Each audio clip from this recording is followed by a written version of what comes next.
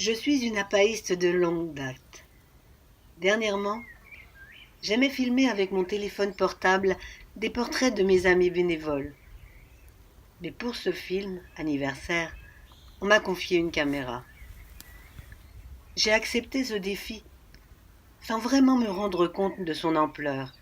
Et j'ai appris seul, en faisant, comme j'ai pu, au gré de mes rencontres avec celles et ceux qui font vivre l'APA, pour tenter de rendre compte de son histoire et de son fonctionnement. Dans son livre, Le mois des demoiselles, Philippe Lejeune évoque dans le jardin de Michel Vanet les premiers projets de l'association élaborés la veille. La nuit tombe, nous sommes 7 sous les arbres, près des rosiers et des fraisiers, assis autour d'une table couverte des restes du buffet de midi. La journée d'autobiographie a eu lieu. C'était réussi, je crois. Plaisir de faire se connaître entre eux, ceux qu'on connaît, c'est une chaîne d'amitié. On a essayé de s'organiser pour agir.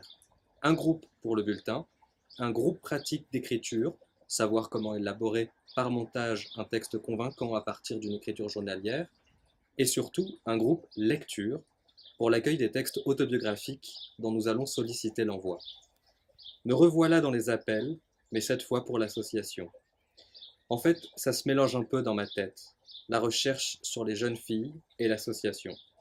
Toutes deux sont nées de la réaction de Chantal à la publication de Cher Cahier. Effectivement, c'était dans le jardin ici, donc il y a eu cette photo historique, je pense que c'était le lendemain, qui est prise là, où on voit Philippe, bien sûr, on voit Philippe Artière aussi, l'autre Philippe, c'était son bras droit universitaire, à côté d'autres personnages, Laurence Martin, Sonia Goldi, et puis Philippe Artière, Philippe, c'était les jeunes espoirs de l'APA, qui ont tenu toutes leurs promesses. Est-ce que Michel, tu peux nous raconter ta rencontre avec la part? Alors en fait, tout a commencé avec Claire Pic, qui est accrochée dans la salle d'études. Et Claire Pic, c'est notre portrait du Fayoum à nous, ces dignitaires égyptiens et romains qui étaient enterrés dans le sable du désert et dont l'image est parvenue jusqu'à nous. Alors Claire Pic, oui, tout a commencé à cause d'elle parce que c'était l'aïeule de Chantal Chaveria du Moulin. Et j'étais ami avec Chantal Chaveria.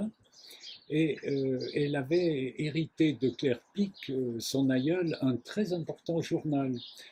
Alors Chantal, elle se préoccupait du devenir de cet important journal de son aïeul, et donc elle a entrepris de le transcrire.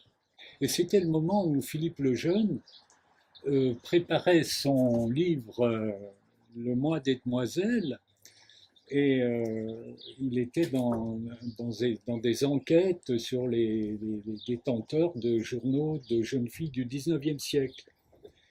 Et lors d'un colloque sur les archives privées à Nanterre, Chantal s'est levée, elle a levé la main, elle a dit: et si on faisait une association? Et donc l'idée de l'association est plus ou moins partie de là, pour, dans un premier temps, accueillir les desiderata des diaristes. Surtout, c'était orienté sur les journaux. Et Philippe, à la suite de ces appels à France Culture et bien d'autres, a reçu beaucoup d'autres lettres, beaucoup de courriers qui lui disaient: bon, je n'ai pas de journal de grand-mère, mais j'ai mon journal. Qu'en faire? Que va-t-il devenir? Peu à peu, l'association s'est étoffée, agrandie, et, voilà, elle n'a pas aujourd'hui. Est-ce que tu penses que lors justement de la fondation et du développement de l'association française, il y a eu une influence d'autres projets européens, je pense par exemple aux Italiens, Évidemment, il y a la photo de, Saverio Tutino. de Saverio Tutino et de sa femme Gloria, Saverio et puis Gloria, aux côtés de Philippe Lejeune, en train d'ascensionner le chemin qui conduit au château des Alimes, qui domine la colline. Et alors Philippe avait voyagé en Italie. Il était allé dans ce petit village de Toscane qui accueille l'Archivio Diaristico Nazionale. C'est un petit village de Pieve San Stefano, près d'Arezzo. Et là, Saverio, qui était un très grand personnage, grand journaliste, reporter à l'UNITA, et il avait l'idée de cette archive nationale des écrits populaires.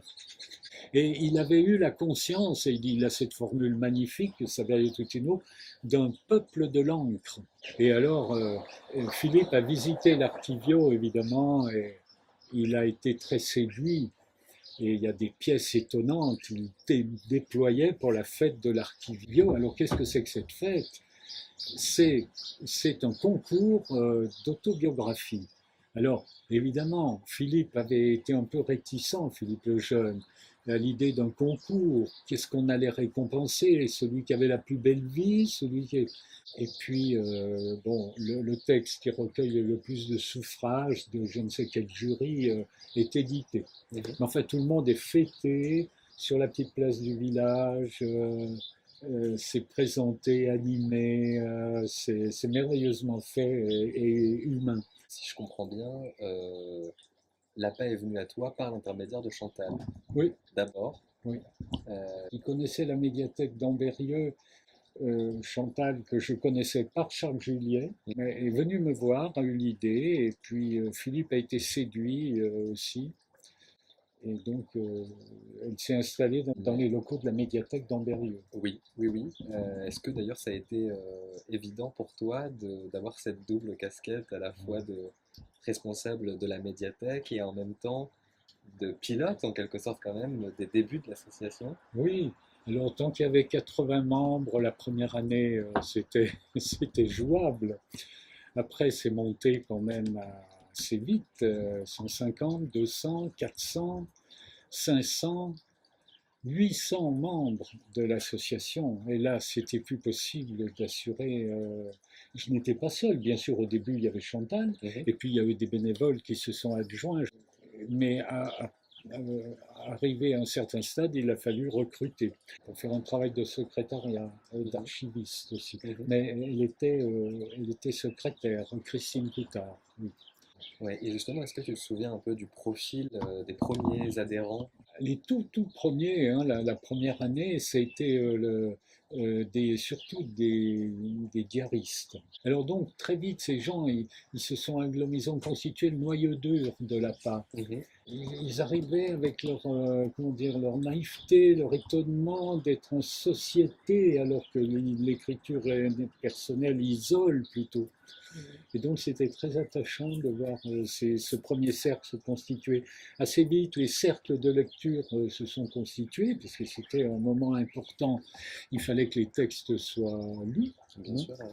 Et puis la grande famille des diaristes du début, elle s'est étoffée des auteurs de récits de vie. Comme tu le sais, il y a ces deux familles.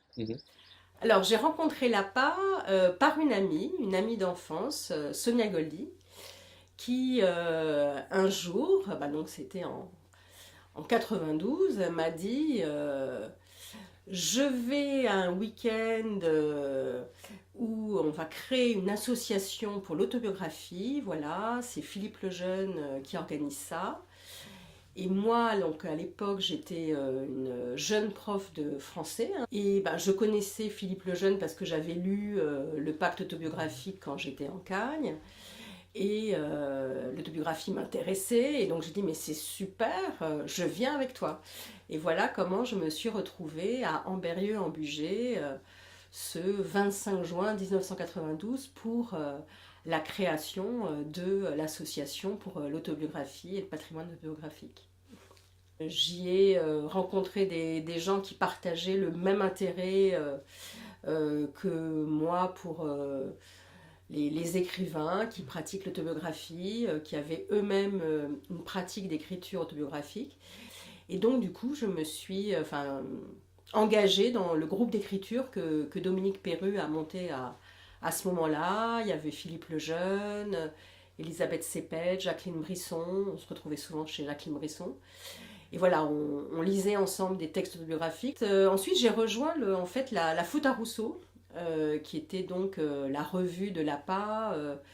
Le responsable de la publication, c'était Philippe Artière, hein, qui est devenu un ami. Et voilà, c'était les débuts héroïques de la phare. Voilà, je me souviens, on bricolait la phare avec la photocopieuse. Enfin bon, c'était très artisanal. Et en même temps, c'était des échanges extrêmement riches. Voilà, c'est assez passionnant de participer à une revue. C'est un sport collectif, hein, donc. Ben, Philippe Lejeune, c'était vraiment, enfin, et ça reste, hein, la grande figure, hein, de l'autobiographie, le grand théoricien de l'autobiographie, le cofondateur de cette association. Donc, c'est vrai que je crois que pour nous tous, c'est une figure très importante, hein, une autorité. En même temps, voilà, toujours quelqu'un d'extrêmement bienveillant, très simple, très... Oui, c'est vraiment une chance de l'avoir rencontré par l'APA. Et lorsque Philippe eut l'idée de travailler aux côtés de Chantal Chaveria à la création d'une association de diaristes, eh bien, il lui conseilla de me joindre et j'étais donc parmi les 18 qui se trouvèrent le 18 novembre 1992 à souhaiter la création de l'association. Très vite, Philippe nous a engagés dans l'action. Les réunions se succédaient et un jour, Philippe n'a même pas craint de dire que nous étions en train d'apprendre le métier de journaliste. Alors, bien confiant dans nos nouvelles responsabilités, on avait vraiment un grand désir de travailler et on se voyait souvent et c'était assez merveilleux parce qu'on avait l'impression de marcher tous ensemble avec l'objectif de faire connaître l'APA et les possibilités riches qu'offrait le journal intime. Et c'est ainsi que nous devînmes les créateurs de la Faute à Rousseau, qu'une bonne partie de notre activité fut consacrée désormais à réunir les articles qui constitueraient les numéros de la Faute à Rousseau. Alors, voici le premier, fait avec les moyens du bord, de simple papier renéoté et agrafé. Et puis, déjà, le numéro 7 est plus élaboré. On voit bien l'intérêt porté sur les jeunes années. Voilà. Et puis, au fil du temps, ces albums devenaient de plus en plus soignés. Chacun apprenait son métier en même temps. Le rire de soi, rire des autres, oui, on abordait un peu tous les sujets. On était de plus en plus artistes, plutôt, nous dirons. Nous étions un groupe de lecture et beaucoup d'entre nous souffraient un peu. Ils étaient là, ils avaient été en attente d'un lieu où écrire et où se faire entendre, et c'était pas tout à fait ce que l'on vivait. On vivait en fait en se précipitant sur ce qui arrivait en Berrieux, de nouveaux textes. Nous allions toujours vers des textes qui ressemblaient à à ce que nous étions, à ce que nous cherchions. Bon, et puis ça nous a quand même forcé un petit peu à regarder des gens un peu différents de nous. Et ça a donné l'idée d'écrire des cahiers sur un thème choisi par le groupe et dont les textes seraient réunis à la fin d'une année et mis à la disposition des adhérents de l'APA. En général, nous travaillons autour d'un thème. Alors voici un des tout premiers numéros des cahiers. Frères-sœurs qui nous emmenaient au dehors des limites familiales. On était très, très différents les uns des autres. Les uns voulaient écrire et seraient même très... comment dirais-je, favorable à l'introduction de l'imaginaire, mais beaucoup aussi préféraient rester dans l'expérience personnelle. Philippe est quelqu'un qui ne se prend pas du tout au sérieux. Il ne joue jamais à celui qui sait, alors qu'en fait, il nous sortait de nos impasses très, très gentiment et très facilement. C'est quelqu'un qui est très proche de nous, qui aime les autres, qui est passionnément intéressé par les autres. Et donc, près de lui, on se sent équilibré, mieux équilibré que tout seul. Elle s'appelle La Faute à Rousseau. Donc on fait une première réunion pour trouver des idées et puis quelques semaines après, une deuxième pour fixer quel sera le sommaire définitif. À un peu toutes les étapes, c'est quand même beaucoup un travail d'équipe. Et il n'y a guère que ce travail un peu technique de mise en page que je fais toute seule. Voilà, couverture. Donc au début, il y a 2 grands articles. Les rubriques s'appellent Page blanche et l'événement, dans lesquels on met des choses importantes au niveau de l'actualité de l'autobiographie bien sûr. Ensuite commence le dossier et puis vers le milieu, nous avons une rubrique qui a été ajoutée récemment, qui s'appelle Fond à pas. Dans chaque numéro, on met en valeur un texte ou un ensemble de textes déposés à l'APA en mettant des extraits assez longs puisque cette rubrique fait environ une quinzaine de pages. La personne qui a écrit ce texte s'appelle Christiane Buré-Cohen. Là, il y a son arbre généalogique, la famille des Buré et des Cohen de l'autre part qui étaient des Français d'Algérie. Et en fait, à la fin, la dernière partie de la revue, ce sont des chroniques, c'est-à-dire des sortes de notes de lecture sur des livres récemment parus et qui ont évidemment un rapport avec l'autobiographie. Et enfin, tout à la fin, il y a quelques petites infos sur la vie de l'association, les différentes manifestations organisées et ce qui se passe à la part de manière générale. Et un rappel de nos publications. 3 numéros par an, et comme la revue paraît depuis le début que l'APA existe, c'est-à-dire 1992, on en est actuellement à 86 numéros. L'année prochaine, ce seront les 30 ans de l'APA et on en aura fait donc 90.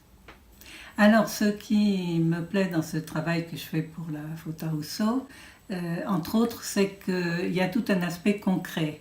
Parce que au départ, j'ai là tout un ensemble de choses un peu hétérogènes qui sont des textes d'un côté, des articles qui sont écrits d'une part par des gens de l'APA d'ailleurs, ou bien par des personnes extérieures, et puis de l'autre des images qu'ils m'ont envoyées ou que j'ai trouvées de mon côté. Et il s'agit d'assembler tout ça et d'en faire un objet abouti. Autre aspect qui me plaît bien, c'est être un chaînon dans l'association entre ceux qui l'animent et les adhérents, puisque la revue est un de nos principaux moyens d'expression, un lien avec les adhérents et abonnés, où nous les informons sur ce que fait l'association et aussi sur le contenu du très riche fonds que nous avons en Berrieux, puisque on en fait une exploration dans chaque numéro.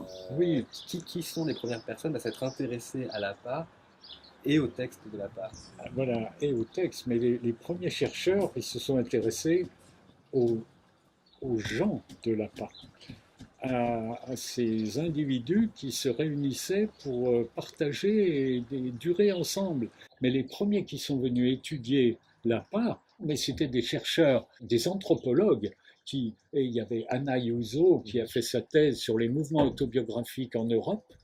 Et au fond, elle était plus intéressée, non pas tellement par les textes, mais elle était intéressée par les personnes qui se constituaient en association pour durer ensemble, pour vivre ensemble leur passion privée, parce que l'écriture est une passion privée, l'écriture personnelle bien sûr.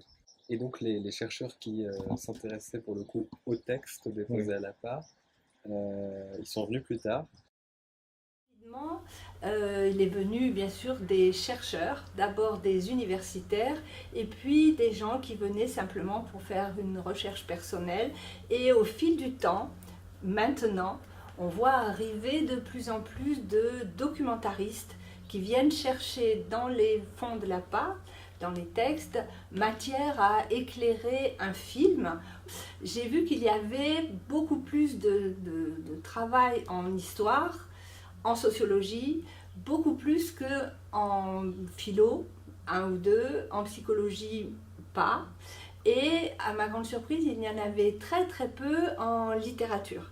Comme si le genre autobiographique, lui, n'avait pas été vraiment étudié en tant que genre. Il semblerait que seul le contenu du texte intéresse plus que sa forme, c'est-à-dire l'expression ou la création. En fait, je me suis rendu compte que par année, il y a à peu près entre 10 et 15 personnes qui viennent à Ambérieu consulter les textes de l'APA, ce qui fait l'un dans l'autre quelques centaines de chercheurs venus en train, en avion et quelques-uns de très loin jusqu'ici pour pouvoir poursuivre leur travail de recherche. Ben voilà, j'ai choisi d'en présenter que quelques-uns. Clémentine Vidal-Naquet, qui a fait un gros travail sur le lien conjugal pendant la guerre de 14-18. Martine Sonnet, qui a travaillé à partir des textes de l'APA sur les autobiographies professionnelles et les femmes au travail. Bernard Lahire, le sociologue, est venu aussi, il a été parmi les premiers à utiliser le fond de l'APA et il a travaillé entre autres sur les rêves. Et monsieur Gobi, Boris Gobi, qui est venu aussi régulièrement pour son travail sur mai 68. Et bien sûr, il ne faut pas oublier les chercheurs étrangers qui viennent alors d'un peu partout dans le monde, d'Australie pour Sonia Wilson, sur un travail sur les journaux féminins. Eileen Redan, irlandaise, d'Université d'Irlande de Galway, qui vient pour un travail sur le vécu de la maladie par le malade. On a aussi des chercheurs, beaucoup de chercheurs des États-Unis, plusieurs, de l'Université de Pennsylvanie, l'Université de Cincinnati, sur des travaux aussi différents que les rapports sur la frontière entre français et allemand entre 39 et 45. Il y a aussi donc des documentaristes qui viennent. Il y a eu Camille Ménager qui vient, elle, pour un film qu'elle préparait sur l'histoire des mers. Et Michel Dominici sur une histoire oubliée, celle des femmes de foyer. J'ai pensé tout de suite à l'APA, que sur l'intime, c'est très difficile face à une caméra d'avoir des témoignages sincères. Et je me disais que dans un journal intime, je trouverais plus de vérité, plus de sincérité. Et du coup, j'ai pensé à l'APA. J'ai appelé, je suis tombée sur Florian, que je ne connaissais pas, qui a été absolument charmant. J'avais fait moi-même une petite recherche sur le site, mais il m'a complété ma recherche, il est allé chercher d'autres témoignages, et je suis ensuite allée à Ambérieu. J'y ai passé 2 jours pleins, et voilà, et c'est comme ça que j'ai commencé. Donc en fait, c'est un projet qui s'appelle l'histoire oubliée des femmes au foyer, et du coup je me suis dit, donc je vais voir ce qu'elles ont, elles, à dire. Et je me souvenais donc de l'APA comme d'un lieu d'un trésor, en fait, d'une caverne d'Ali Baba, dans lequel étaient rassemblés des milliers de témoignages d'anonymes. Et je me suis dit, tiens, je vais aller sur le site et je vais taper « femmes au foyer ». On verra bien. Et il y a, je crois, une quinzaine de documents qui sont sortis. Et du coup, je suis allée sur place et je me suis installée pour les lire, quoi, sans savoir ce qui m'attendait. Mon immense surprise a été de constater que toutes racontaient la même chose. Il y avait vraiment des convergences incroyables. Et donc, j'ai commencé à lire et à retenir de ces journaux intimes ce qu'ils avaient tous en commun. Dans chacun des journaux intimes ou des autobiographies, enfin des documents, j'ai isolé des phrases.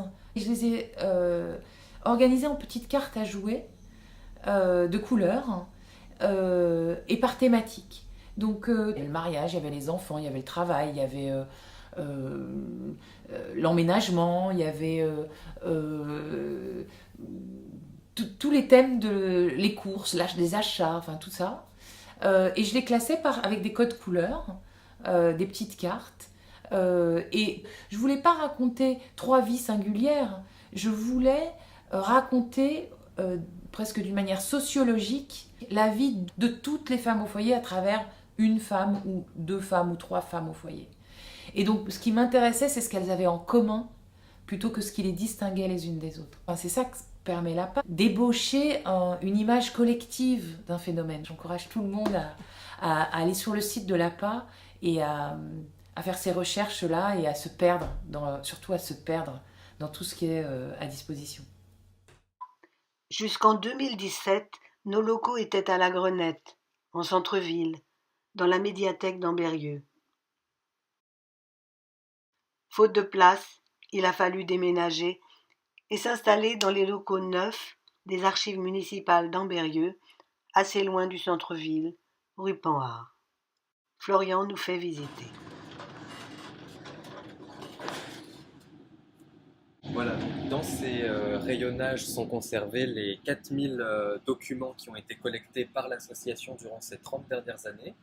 Les documents sont classés par ordre d'arrivée, tout simplement, avec là aussi des volumes qui peuvent varier d'un dépôt à l'autre. Parfois, le dépôt se constitue simplement de quelques feuillets, et parfois, ce sont des volumes beaucoup plus importants. Il y a notamment des journaux personnels qui peuvent représenter plusieurs dizaines de volumes. En fait, au sein d'un dépôt, on retrouve généralement au sein de la boîte un certain nombre d'éléments. Évidemment, le texte. Alors là, ici, c'est un original, donc on l'a évidemment en un seul exemplaire, c'est un document manuscrit. Voilà, donc assez ancien, il date de 1899, donc il est en exemplaire unique, mais lorsque c'est possible, nous recevons et on trouve dans la boîte 2 exemplaires du document, accompagnés parfois, notamment lorsqu'il s'agit de documents anciens, d'une retranscription du texte, ce qui permet aussi de communiquer la version tapée et donc moins fragile aux chercheurs, histoire aussi de préserver autant que possible le document original. Et puis, toujours dans la boîte, on retrouve parfois quelques éléments biographiques de la personne. Ici, l'écho de lecture, qui est ensuite diffusé sur le site internet de l'APA, également diffusé dans le garde-mémoire publié annuellement par l'association. Et puis on retrouve également le dossier du déposant, qui comporte à la fois la déclaration du déposant, donc le contrat de dépôt, et la correspondance éventuelle entre le déposant, l'ayant droit, l'auteur du texte, et l'APA, qu'il s'agisse des relations avec Ambérieu, donc le secrétariat, le siège, ou avec les lecteurs et les écouteurs du texte. Ce jour-là, Estelle Rochard, du collectif L'Ouvre-Boîte, vient visiter les collections de l'APA pour collecter des textes pour un spectacle sur le vêtement, l'amour et plus généralement la relation de couple. Ceci étant dit, là je montre quelques documents qui sont en réalité pas du tout représentatifs de ce qu'on a à l'APA, parce qu'il y a aussi une telle diversité de textes que si on faisait une visite représentative, on y passerait 2 mois. Je pense qu'une manière intéressante justement de découvrir l'APA, c'est de s'intéresser au circuit des documents lorsqu'ils arrivent ici à Ambérieu, au siège de l'APA, puisque on commence d'abord par les enregistrer dans la base de données, vérifier que ce sont des documents autobiographiques, qu'ils sont inédits. Lorsque les documents sont enregistrés ici à Ambérieu, ils sont envoyés au sein d'un des groupes de lecture de l'association Il y en a aujourd'hui 4 répartis sur tout le territoire, un à Toulouse, 2 en région parisienne et un dernier à Aix-en-Provence. Au sein de ces groupes de lecture, chaque texte envoyé est lu et au terme de la lecture est rédigé ce qu'on appelle à l'APA un écho de lecture. Et lorsque les textes sont écoutés, ils retournent ici, à Ambérieu, où ils sont ensuite conservés dans des conditions de conservation optimales au sein du magasin d'archives qui est situé à quelques pas d'ici et qui est partagé avec les archives municipales d'Ambérieu. Je regarde.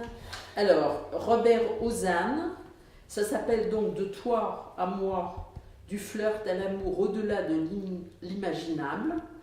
Résumé en 1953, les premières étapes d'une histoire d'amour qui durera 67 ans.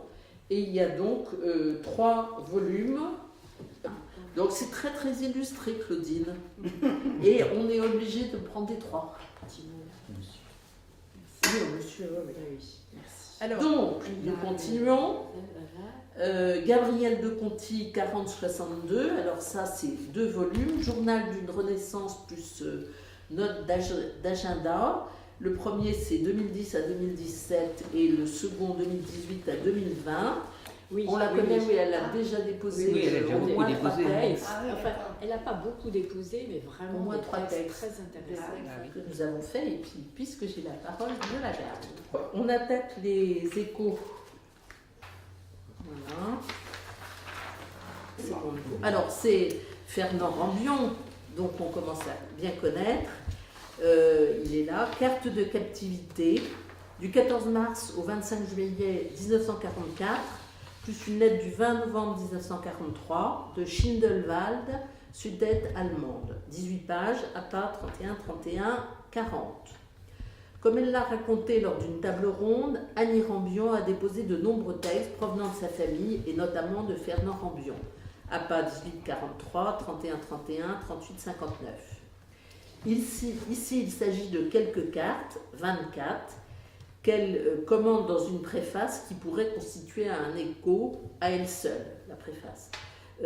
Ce sont des cartes retrouvées chez ses parents, Fernand et Alice, 14 destinées à Étienne Rambion, 9 à Paul Ricôme, 1 à Alice, envoyées entre novembre 43 et juillet 44. Point.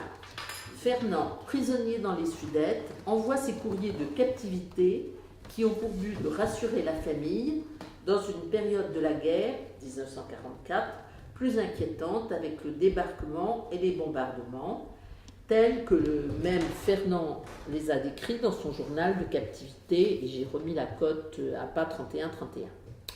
Ces cartes se limitent à l'essentiel, progressivement la communication se complique, puis cesse. Fernand y évoque le travail qui lui plaît, le temps qu'il fait, ainsi que les préoccupations et sentiments de l'exilé à Schindelwald, où paradoxalement rien ne change, comme ne change pas son amour pour son épouse, tel qu'on le perçoit dans la dernière de ses lettres, qu'il faut lire parallèlement au prélude du grand retour. Enfin, sa lettre à sa femme du 14 juillet témoigne de toute sa tendresse et de son inquiétude. Je t'embrasse et t'adore. Elle éclaire ces bribes d'histoire intime, toujours émouvantes. Je crois que l'écho a été soumis au groupe qui, comme tu l'as entendu, fait des corrections, dit à tout à fait juste titre, là c'était pas clair, etc. On corrige des fautes d'orthographe. Je reprends mon texte éventuellement et surtout mon écho. Je l'envoie à la personne. Alors, je l'envoie au déposant, qui peut être soit l'auteur, soit la personne qui a déposé les textes de ses parents, par exemple. En disant, si vous êtes d'accord avec la rédaction de cet écho paraîtra sur le site de l'APA et dans le garde-mémoire, publication annuelle des textes reçus cette année. Tu envoies l'écho en pièce jointe et tu as en général des réactions qui sont pour 60% tout à fait favorables. Et pour les 40% qui restent, il y a des gens qui demandent des rectifications factuelles qui sont évidemment tout à fait admises. Mais ça n'est pas très souvent, mais ça arrive. Tu as des gens qui voudraient réécrire plusieurs phrases, je voudrais écrire l'écho. Et ça, en tout cas, moi, je m'y tiens, je pense que les autres aussi. Nous estimons que nous sommes responsables de nos échos et que nous n'avons pas à les réécrire sous dictée. Donc, alors, pour moi, donc, je suis restée depuis maintenant presque 25 ans, ou même un peu plus, dans ce groupe de lecture. Et c'est vrai que je me présente toujours comme, dans le cadre de l'APA, comme une lectrice. C'est pour moi le cœur de l'APA, la lecture et ces réunions de groupe lecture. C'est très particulier. C'est une expérience qui est très difficile à partager, à faire comprendre, mais qui est vraiment essentielle. J'aime aussi cette activité d'en rendre compte dans les échos de lecture et bien sûr ces lectures et ces échos de lecture permettent des échanges aussi à l'intérieur du groupe auxquels je reste très, très attachée, dont je ne me lasse pas. Qu'est-ce que c'est que la lecture en sympathie ? En fait, ce sont plutôt les échos qui sont en sympathie, plutôt que la lecture. Parce que quand on lit un texte de l'APA comme on lit n'importe quel texte, hein, on ne met pas notre jugement entre parenthèses, et voilà. Mais c'est quand on restitue, quand on rédige l'écho, c'est là qu'on suspend le jugement qui n'aurait aucun sens dans la démarche qui est la nôtre. Puisque la démarche qui est la nôtre, c'est Et l'écho de lecture, c'est vraiment restituer de la façon la plus fidèle possible non seulement le contenu, mais je pense aussi les choix d'écriture du texte. Le but aussi, c'est d'essayer de dégager l'intérêt, la particularité, la singularité du texte et d'en faire comprendre l'intérêt particulier. Et là aussi bien au niveau du contenu que de la forme adoptée dans ce texte. Voilà. Oui, une des phrases clés qui accourt dans les groupes de lecture, c'est la fameuse lecture en sympathie. C'est un peu compliqué à comprendre au début. On comprend que, surtout, il ne faut pas juger. Alors, juger à deux plans, juger au plan littéraire. Il ne faut pas dire « oh, c'est un mauvais écrivain » ou « c'est nul » au niveau de l'expression. Ça, c'est encore assez facile de passer là-dessus. C'est un peu plus difficile pour ce qui est du jugement moral, quand on a des textes où l'auteur fait des choses qui nous paraissent difficiles à accepter. Je pense par exemple à des militaires du contingent qui se sont retrouvés à torturer des Maghrébins en Algérie. Bon, il y a des fois où la lecture en sympathie a ses limites, et si on n'arrive pas à comprendre de l'intérieur et à écrire quelque chose sur cette vie-là, c'est mieux de passer la main à quelqu'un d'autre. Donc généralement, les déposants sont très contents de l'écho qu'on leur envoie, et on peut le publier. Ils nous donnent l'autorisation parce qu'on nous demande si on peut le mettre dans les garde-mémoire, et si on peut mettre l'écho en ligne. Quelquefois, mais c'est rare, l'écho réveille en la personne qui a envoyé son texte la souffrance ou plus souvent la colère qui était en elle au moment où elle a écrit son texte. Et cette colère renvoyée dans le miroir de l'écho est insupportable pour la personne, comme si ce n'est pas elle qui l'avait écrit, ou comme si ça allait la mettre encore plus en colère.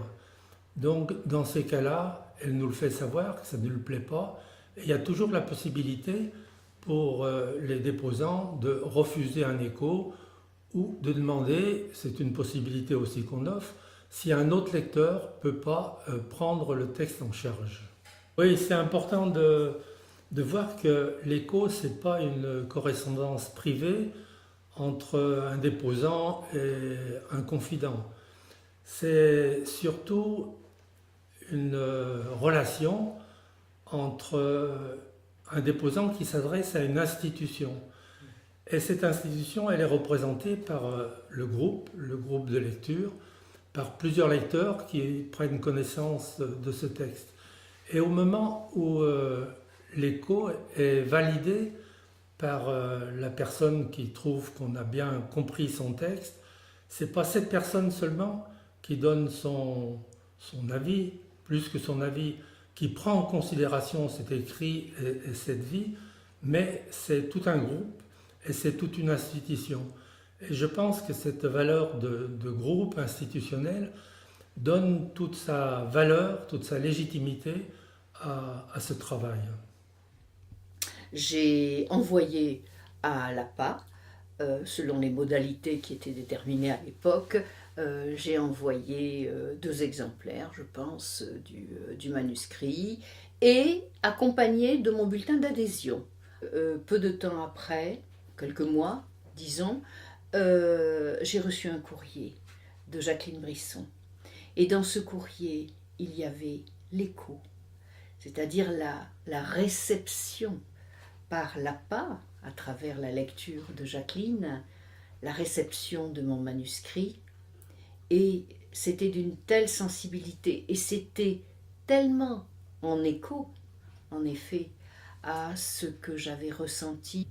Mais il y avait une autre chose, une lettre personnelle de Jacqueline. Et cette lettre personnelle m'a tellement bouleversée que j'ai pleuré sur cette lettre, parce que Jacqueline disait à quel point elle avait été touchée par mon écrit, qui pour elle faisait écho à sa propre vie. Au moment, en effet, où moi j'avais entre 5 ans et 7 ans, et où j'étais petite fille à Dakar, elle était professeure au lycée Van Vollenhoven à Dakar. Et elle me disait dans sa lettre à quel point les mots de mon abécédaire et les petites histoires que je racontais lui rappelaient sa vie à Dakar et faisaient véritablement écho à ce qu'elle avait ressenti. Et ce qui n'est pas neutre, c'est que à travers les souvenirs qui étaient réveillés chez Jacqueline, c'était comme une validation de mes propres écrits. Et donc, l'écho de l'APA, mais ça m'a confortée dans l'écrit que j'avais réalisé, qui là, pour le coup, était réellement autobiographique. Moi, je crois que l'APA fait partie de ma vie. C'est cette continuité, cet enrichissement permanent, ce bonheur d'être à l'APA, et avec un phare. C'est quand j'hésite, quand j'ai des doutes, quand je veux demander conseil, j'écris à Philippe. Et Philippe répond avec des mots d'encouragement et souvent en faisant une proposition complémentaire. Une fois que l'écho a été validé par l'auteur et par le groupe avant, il m'est envoyé à moi et d'ailleurs maintenant aussi à Florian qui en met un exemplaire dans la boîte d'archives. L'écho n'est pas le seul travail du groupe. Il y a un travail qui est le travail de documenter une fiche d'indexation pour la fabrication du garde-mémoire. Alors c'est vrai que le garde-mémoire n'a pas toujours existé. Au départ, il y avait la revue, La Faute à Rousseau, et dans cette revue, il y avait une sélection d'échos, mais rapidement, il y a eu tellement d'échos que c'était impossible de les mettre tous dans la revue. Il a été inventé de faire une revue pour mémoire gardée de tous ces échos.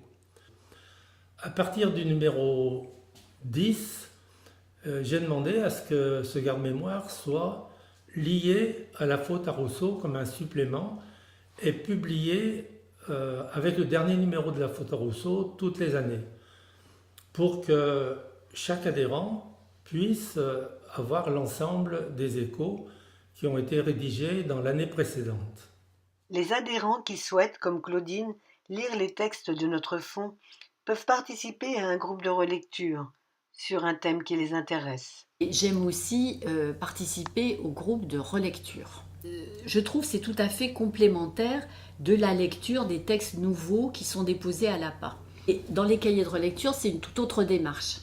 Et ça a été la première quand même initiative de l'APA pour répondre à une demande qui nous est faite, et bien heureusement très souvent, comment lire, parce que tout le monde ne peut pas aller à Ambérieu, s'installer à Ambérieu pour lire les textes. Donc ça a été ça, ce qui a donné cette idée de cahier de relecture, c'est-à-dire de publier, avec l'autorisation des auteurs et des déposants bien entendu, mais de publier des extraits pour les donner à lire plus largement. Donc c'est tout à fait différent. Et ce qui est très intéressant, bien entendu, c'est de lire donc toute une série de textes sur le même thème. Et ça, moi je sais que ça m'a ouvert des horizons vraiment incroyables. C'était pas évident d'ailleurs au départ de choisir des textes, de choisir des extraits. Parce que bon, il y a quand même toujours cette volonté à l'APA d'accueillir, non seulement d'accueillir tous les textes, mais de les traiter, de les lire tous et de les traiter tous de la même façon. Et moi, je me suis occupée des journaux.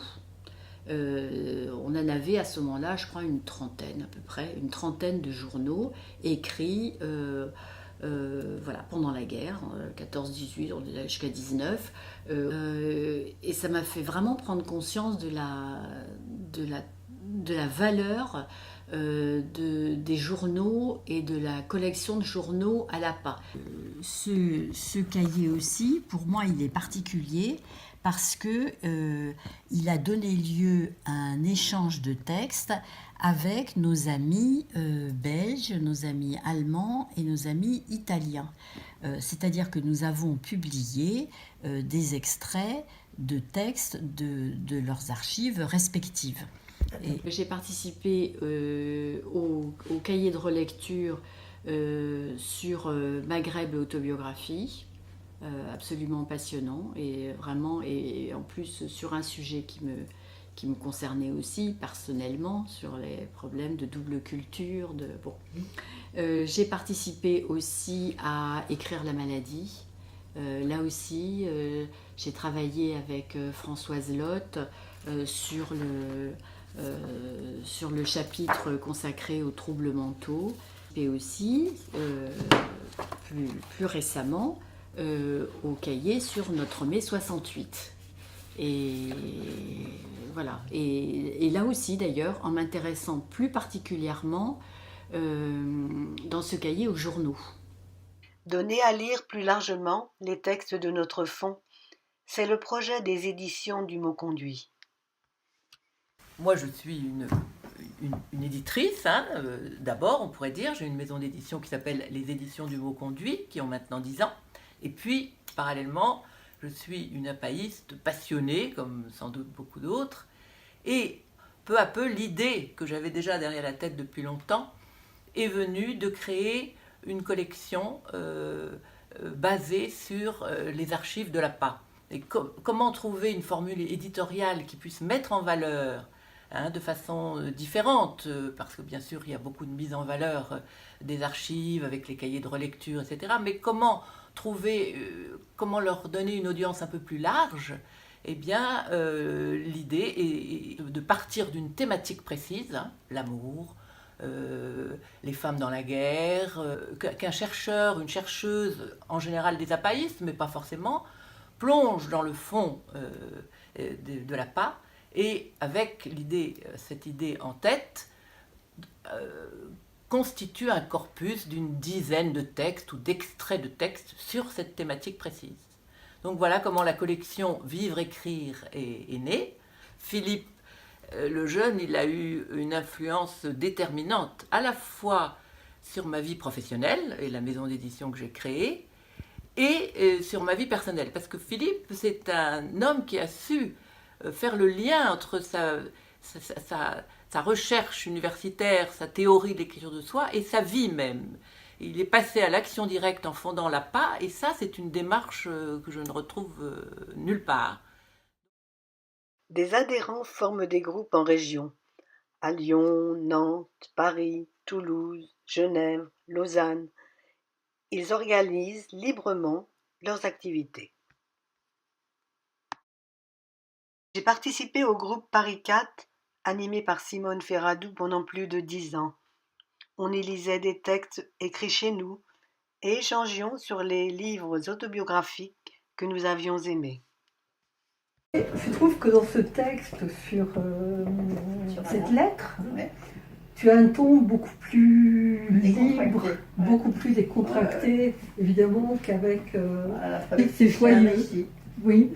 Et puis, je suis absolument sidérée par une vie bourgeoise, avec des parents bourgeois, au camp des éclaireurs. C'est très... Enfin, moi, j'étais heureuse de te retrouver. Lambrou, il est vieux. Pour dire à quel point ce livre comptait pour lui, et il a été difficile à sortir. Parce que c'était les deux mères, l'une la biologiste et l'adoptive. Et lui, entre les deux, c'est un livre qui est écrit intégralement au tu. C'est une telle dose de souffrance et de douleur que la seule façon de pouvoir écrire et sortir de soi, c'est de l'écrire au tu pour introduire de la distance. Aujourd'hui, je suis devenu l'animateur de ce groupe. C'est un groupe libre, à la différence des groupes d'écriture ou de lecture. Nous, groupe libre parce qu'on y échange sur nos lectures, nos centres d'intérêt. On se fait des programmes, c'est-à-dire qu'on sait un peu à l'avance ce qu'on présentera à la fois suivante, de façon à pouvoir s'y intéresser avant. Et il nous arrive, ça nous est arrivé récemment, d'inviter un auteur d'un livre qui nous intéresse. Très récemment, on a invité, c'était un peu particulier, la fille d'une des membres du groupe, Sandra Van Bromersch, qui a écrit un livre qui relate son expérience de 20 ans comme dame de compagnie de Lucette Détouche, la veuve de Céline. On a passé un après-midi avec elle à lui poser des questions sur l'écriture de son livre, ses relations avec l'éditeur, ses relations avec les libraires, avec les lecteurs. C'était très enrichissant. Dans le cadre des activités de l'APA, en mars 2020, comme nous tous, je me suis retrouvé enfermé lors du premier confinement. Et c'est alors que Elisabeth, le gros chapuis, a créé ce premier blog qui s'appelait Vivre confiné, qui était un blog temporaire, qui devait durer le temps du confinement, qui permettait aux gens d'échanger sur ce qu'ils vivaient, comment ils le vivaient. J'ai très vite participé à ce blog de façon régulière, et lorsqu'il s'est terminé, en juin 2020, très vite je me suis posé la question de savoir comment faire rebondir cette expérience et la prolonger avec un autre blog qui lui serait beaucoup plus pérenne. Ce deuxième blog, on l'a créé en novembre 2020. Il s'appelle Grain de sel. Et voilà. Et depuis, il dure et on en est à aujourd'hui presque bientôt 400 billets échangés. Ce jour-là, au groupe de Genève, Huguette Dunod se souvient encore du lourd travail d'organisation pour ces journées de l'APA à l'occasion du 300e anniversaire de la naissance de Jean-Jacques Rousseau. Je crois que véritablement ces journées-là sont restées dans le souvenir des participants. Il y avait une centaine de participants. Alors, ont été ouverts au public le spectacle de William de la Rocca et la conférence de Philippe Lejeune et la mienne. Moi, j'ai beaucoup aimé faire tout ça. Et le groupe a vraiment très bien fonctionné pendant ces jours au niveau de l'accueil, de l'organisation. Nous sommes une quinzaine de personnes qui se rencontrent à peu près toutes les 6 semaines. Le principe, en fait, est d'alterner entre des lectures de textes courts que nous préparons sur des thèmes prédéfinis Donc ça, on fait une séance et la séance qui suit, normalement, on a soit un invité, soit c'est un membre du groupe qui présente un livre ou une démarche liée à l'autobiographie. Autrement, les thèmes que nous les choisissons souvent en résonance avec les thèmes de l'APA, mais pas toujours. Et ces lectures de textes sont très chaleureuses et très enrichissantes. J'ai participé à ce premier cahier de notre groupe de l'APA qui s'intitule « Le pays d'où je viens », paru en mars 2004. Et il y avait 3 Français dans le groupe qui se sont aperçus qu'ils avaient tous fréquenté Paris. Alors ce premier trio a décidé d'écrire des textes sur leur passé commun ou pas, ces endroits qu'ils avaient fréquentés. Voilà, d'où le titre « Le pays d'où je viens », puisque presque tout le monde ici venait d'ailleurs. Je me propose de parler d'un des textes. C'est un texte de Geneviève Billetter qui s'intitule « D'un fleuve à l'autre ». Geneviève Billetter a fait une analyse des conséquences d'avoir vécu dans un endroit bien défini, puis de vivre dans un autre, et d'être partagé entre les deux. Ce qui, dans ma mémoire, allait prendre la forme d'une ligne de démarcation, d'un avant et d'un depuis lors, je l'éprouvais à l'époque comme une coupure dans le présent. Je menais une double vie, l'une à Genève et l'autre lors de mes visites à Bâle. Le caractère double de ma vie ne me posait pas le moindre problème. Je jonglais avec aisance entre d'une part mes activités, mes convictions et mes projets à Genève, et de l'autre les habitudes et les convenances à Bâle. Tout cela sans me sentir hypocrite. À la suite de ce texte, nous avons écrit une postface à voix multiple. Donc, chacun a écrit à la suite en parlant de soi à la 3e personne. Je vous présente donc les cahiers de l'APA, juin 2016. Et la spécificité de ce cahier, c'est que ce sont des lectures du fond APA, qui reflètent tout à fait, si vous voulez, et la position des Suisses par rapport à la dernière guerre, les idées aussi de la France par rapport à la Suisse, et à travers ceci, on a découvert beaucoup de choses. Ce cahier, en tout cas pour moi maintenant, est tout à fait en miroir avec maintenant. La Suisse a cassé si vous voulez, sa neutralité cette fois-ci, et s'est alignée avec l'Europe pour la guerre en Ukraine. Vous voulez ce cahier, par rapport à ce qui est en train de se passer maintenant, est encore plus fort, à mon humble avis. La réunion s'est achevée dans la bonne humeur, un verre de champagne à la main. J'ai été très impressionnée par l'originalité et la richesse des activités du groupe de Toulouse depuis sa création en 2003. Nous avons eu à cœur très très vite de faire connaître l'APA en région et donc d'organiser des rencontres sur l'extérieur, des présentations dans des librairies. À ce titre-là, Marie-Hélène Roch, qui nous a quittés aujourd'hui, et avait très à cœur de cette ouverture, de faire connaître l'APA, de transmettre les objectifs de l'APA en région. La rencontre avec Philippe Lejeune est aussi une belle rencontre. J'ai découvert quelqu'un très à l'écoute, discret, un chercheur qui n'avait pas la grosse tête. Et ça m'a beaucoup plu chez Philippe. Et Philippe, je trouve que c'est quelqu'un qui sait faire passer sa passion pour l'autobiographie, sa passion pour la recherche, de façon très simple, très humble. Et je trouve que c'est vraiment remarquable. Et c'est quelqu'un que j'apprécie beaucoup. Merci Philippe. En partenariat avec la médiathèque de Muret, en 2015, le groupe a participé à une rencontre sur la guerre de 14-18. Françoise Fingus, du groupe de Toulouse, y a présenté son livre sur son grand-oncle Lucien Murat, Carnet de guerre et correspondance 14-18, déposé à l'APA. Et Claudine Krishnan, des textes de l'APA sur le thème. Le groupe ayant vu aux archives départementales de Haute-Garonne des livres navettes qui avaient circulé entre femmes dans les années 30, s'en est inspiré pour en réaliser un qu'il a appelé « Bruissement du monde ». il peut être consulté sur le site APA à la rubrique Groupe de Toulouse. Avec le centre social Raymond IV, le groupe réalise en 2020 une exposition intitulée De fil en soie, composée de textes et de poupées confectionnées par des femmes en apprentissage de la langue française à Limoges, sur le thème « Parler de soi et de sa culture ».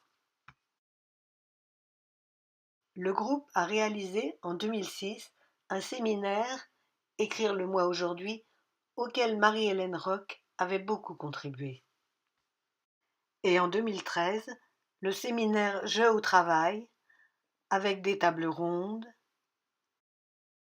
des ateliers et des lectures à voix haute de textes sur le travail du fond de l'APA.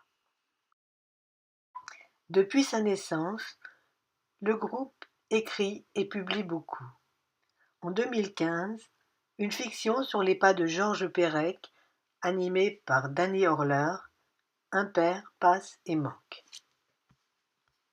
En 2016, un cahier, Jeux à l'œuvre, sur le thème de la création, fruit d'échanges sur qu'est-ce qu'une œuvre et la mise en acte d'une création libre avec la tenue d'un journal.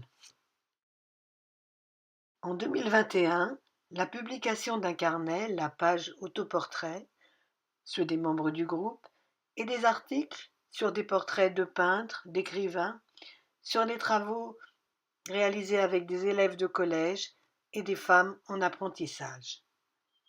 Et d'un carnet images et autobiographie avec des articles sur des films, des livres, des expériences personnelles sur ce thème.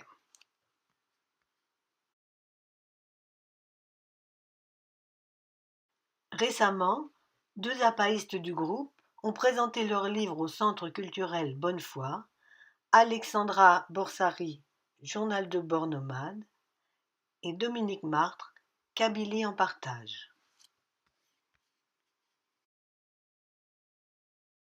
Je n'oublie pas les productions du groupe d'écriture animé par Claude Campin, l'atelier collage d'Isabelle Esch à Toulouse et aux Journées de l'APA, et les spectacles de lecture à voix haute de textes de l'APA donnés depuis 2015 et que j'apprécie tout particulièrement. Nous sommes arrivés la nuit, comme à l'habitude, lorsque nous changions de maison. C'était une nuit glaciale. Mère avait apparemment tout préparé, et ce, à notre insu. Nous avions mangé.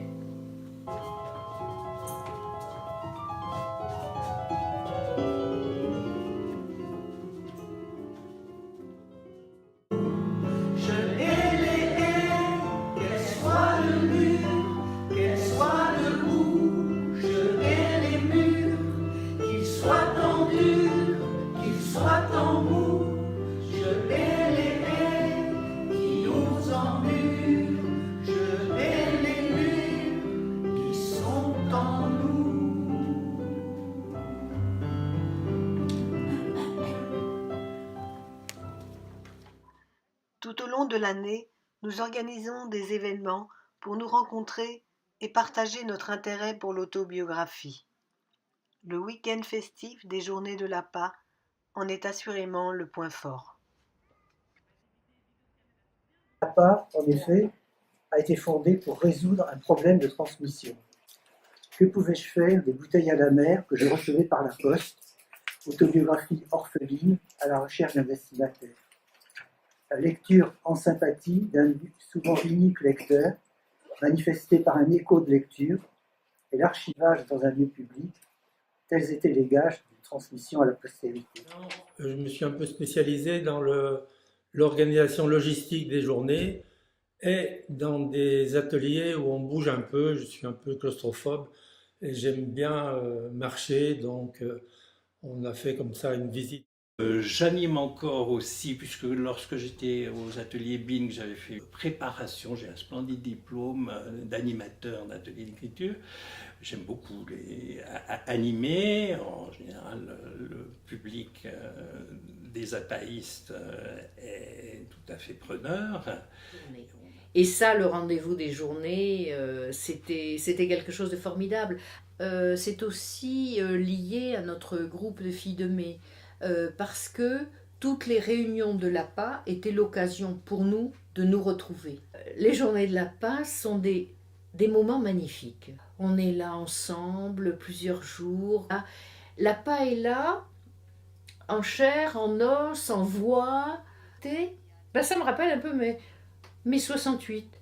C'est l'ouverture, ça parle. Lors des conférences, des débats, mais ça parle en prenant les repas. Ça parle à tous les moments et c'est merveilleux. Et on fait des rencontres. Alors, on rencontre soit parce que l'on a assisté à un même atelier, soit parce que on a vu une petite exposition. Alors, je parlais des cartes blanches et c'est c'est la possibilité qui est donnée à tout adhérent de réunir des gens autour d'une thématique qui leur tient à cœur. Donc tout ça, c'est magnifique. Ce jour-là, nous avions invité le diariste Yves Charnet à débattre avec son ami Pierre Bergougnoux sur son livre Carnet et sa pratique du journal. À la table ronde, l'APA et ses déposants, Raphaël Bondu, Françoise Bonneau-Jorgens, Annie Rambion et Michel Vanet ont expliqué la motivation de leur dépôt et leur réaction aux échos reçus. Le public dans la salle a posé de nombreuses questions et donné à son tour des témoignages particulièrement émouvants. À l'occasion de notre 30e anniversaire, une petite équipe a conçu et fait réaliser une exposition itinérante pour la région d'Ambérieu sur nos collections souvent méconnues. Inaugurée à la médiathèque d'Ambérieu, les habitants de la région ont pu découvrir, par exemple, un journal du XIXe siècle grâce aux journaux de Clerpic, une correspondance amoureuse du XXe siècle grâce au fonds Cernise,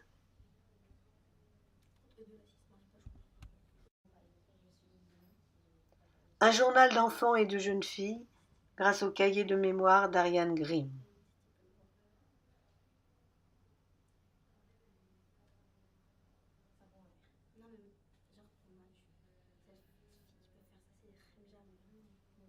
Ou encore le manuscrit original d'un journal de voyage de Joseph Tisserand.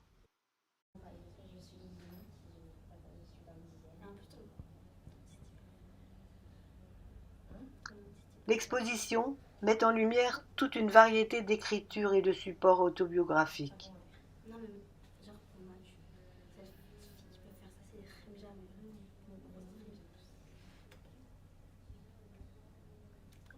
Elle reflète cette mémoire sociale et de l'intime que recèlent les collections de l'APA. Une autre équipe s'est chargée de concevoir et faire publier un livre illustré qui présente l'histoire de l'association en rassemblant des témoignages des membres fondateurs, de personnalités ayant collaboré avec l'APA et de textes du fond. Donc l'APA est constituée comme une association loi 1901 avec un certain nombre d'adhérents, à peu près 500 à l'heure qu'il est, et obligatoirement bien sûr un conseil d'administration de 21 personnes et au sein de ce conseil d'administration un bureau de 7 personnes. Donc moi, en tant que trésorière, je présente au moment des assemblées générales le budget prévisionnel de l'année et je présente surtout le compte de résultats, c'est-à-dire les bilans de l'année passée. Les finances de l'association sont fragiles, du moins ont été fragilisées ces dernières années par des baisses de subventions extrêmement notables, mais nous avons la chance d'avoir des adhérents fidèles qui renouvellent leurs cotisations. année après année, d'avoir de généreux donateurs, entre autres bien sûr la Fondation de la Poste qui a établi avec nous un mécénat sur plusieurs années maintenant. La Fondation La Poste est née il y a un peu plus d'un quart de siècle avec pour mission de favoriser le développement humain par l'écriture, partout, pour tous, tous les jours. La rencontre avec l'APA, eh bien, elle aboutit forcément à un soutien de notre part puisque cette association est très engagée sur l'écrit, le témoignage de l'écrit, sa transmission, son partage. C'est pour cela que nous sommes très heureux de nous associer à son activité ainsi qu'à son anniversaire en 2022. Et notre principal supporteur, on va dire, qui est Madame Grimm. J'ai tout donné à l'APA. Oui. Si vous voulez, mais moi j'ai pris la photocopie de tout ce que j'ai donné à l'APA. Ce sont des copies de journal, puisque je l'ai fait publier. Ah oui. Écoutez, ça représente 15 cartons énormes. Je suis devenue amie avec Philippe, qui m'a proposé d'adhérer à l'association. J'ai quand même réalisé l'importance que l'APA pouvait avoir pour ma fille. J'avais qu'une idée, c'est surtout qu'elle vive n'importe comment, mais qu'elle vive. Je ne pouvais qu'être généreuse avec elle, avec l'APA. Comme j'ai eu la chance d'avoir de l'argent, je me suis dit, faisons vivre Annick, rétribuons l'APA pour sa générosité vis-à-vis d'Annick. Voilà, dans l'établissement du budget, il ne faut jamais oublier la participation de la ville d'Ambérieu, puisque la ville d'Ambérieu nous héberge, c'est-à-dire nous offre quand même 2 vastes bureaux et des magasins, puisque nos 4000 textes sont hébergés sur les rayonnages des archives municipales de la ville, ce qui représente quand même une somme qui est comptabilisée dans le budget, et le travail des bénévoles de l'association qui œuvrent pour le fonctionnement de l'association, par exemple tout ce qui concerne les publications, la maquette de la phare, de la faute à Rousseau ou du garde-mémoire, l'organisation des journées qui se font à Ambérieu ou ailleurs. Ça c'est fait par ce travail-là est réalisé par les bénévoles de l'association et leur travail est quand même comptabilisé et inscrit dans le budget. Je pense que l'APA mériterait déjà d'être en fait beaucoup mieux connue que ce qu'elle n'est. Le deuxième point, je crois, qui va être important, ça serait de faire en sorte que le fonds soit progressivement numérisé, notamment les documents les plus anciens. Ensuite, il y a une autre grande idée pour l'avenir, une idée que Philippe le Jeune a souvent mise en avant, c'est qu'il faudrait que nous ayons en France une maison de l'autobiographie, c'est-à-dire un lieu qui soit vraiment un lieu accueillant, pas seulement des archives comme le sont nos archives en Ambérieu, mais un lieu dans lequel il y ait également des salles de réunion. Pourquoi pas d'avoir un petit musée dans lequel on présenterait une partie des documents de l'APA, même pourquoi pas avoir des zones permettant des résidences, des résidences d'écrivains. Voilà, il y a toutes sortes de choses qui pourraient se faire. Il n'y a certainement aucune raison pour que en France on n'arrive pas à monter à terme une structure de ce type-là qui contribuerait aussi considérablement à faire connaître l'association. Voilà, il faut chercher les opportunités, on y travaille, nouer des partenariats, notamment on essaye de développer des choses dans la région Rhône-Alpes, puisque c'est la région d'Ambérieu d'une part, et puis c'est aussi, ça pourrait être un petit peu central par rapport à ce que une de nos interlocutrices dans nos différentes démarches présentait comme une sorte de triangle de l'autobiographie entre Pieve San Stefano et Emmendingen, on a Pieve San Stefano en Italie, Emmendingen en Allemagne et quelque chose en région Rhône-Alpes, soit Ambérieu, soit pourquoi pas à Lyon. Et je crois qu'il y a vraiment besoin de toutes les bonnes volontés pour que ça se fasse et que c'est très important. L'APA est à l'image de Philippe le Jeune. Son engagement passionné, sa culture, son humanité changent nos vies de façon singulière. Dans un climat amical, il incite chacune et chacun à donner le meilleur de soi-même. Les gens à l'APA sont concernés naturellement par la vie des autres. Et lire les textes, en faire les échos, etc., je trouve que c'est extraordinaire. Et toujours en sympathie, comme on dit. Et ça, c'était très fort. Et quand j'ai rencontré Philippe le Jeune, qui m'impressionnait beaucoup, mais qui m'a tellement dit de belles choses tout à fait simples et naturelles, que c'est devenu vraiment comme un frère. C'est tellement fantastique que Philippe ait créé l'association et qui permette à tout le monde de vivre au-delà de la mort. Voilà. Non, mais Philippe, bien sûr, il a changé ma vie. L'influence de Philippe est considérable sur ma vie professionnelle. C'est une des fiertés de ma vie professionnelle, la rencontre avec Philippe et l'APA.